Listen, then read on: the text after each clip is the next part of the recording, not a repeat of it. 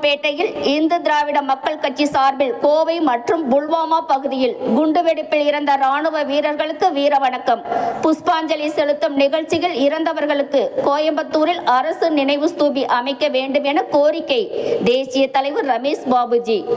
சென்னை அடுத்த குரோம்பேட்டை நாகப்பா நகர் பகுதியில் இந்து திராவிட மக்கள் கட்சி சார்பில் 1998ஆம் ஆண்டு பிப்ரவரி 14ஆம் நாள் கோவை குண்டுவெடிப்பில் உயிரிழந்த 58 பேரும், புல்வாமா பகுதி குண்டுவெடிப்பில் உயிரிழந்த ராணுவ வீரர்களுக்கு வீர வணக்கம் புகழ் அஞ்சலி செலுத்தும் நிகழ்ச்சி தேசிய தலைவர் டாக்டர் ரமேஷ் பாபுஜி தலைமையில் நடைபெற்றது.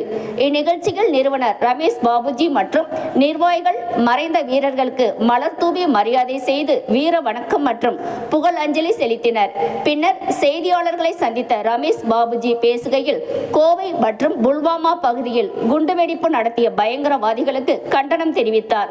மேலும் கோவையில் குண்டுவெடிப்பில் இறந்தவர்களுக்கு நினைவு ஸ்தூபியை தமிழக அரசு அமைக்க வேண்டும் எனவும், அனைத்து இஸ்லாமிய பயங்கரவாதிகள் இயக்கத்தை தடை செய்ய வேண்டும், வைக்பு வாரிய சொத்துக்களை கையகப்படுத்தி அரசுடைமை ஆக்க வேண்டும் என கோரிக்கையை முன்வைத்து பேசினார்.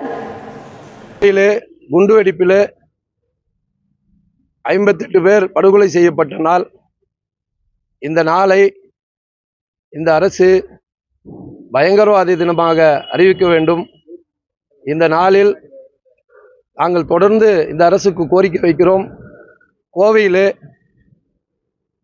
இங்கே இறந்த 58 பேர் நபர்களுக்கு நினைவு ஸ்தூபி அமைக்க வேண்டும் என்று இங்கே எங்களுடைய அழுத்தத்தை கொடுக்கிறோம்.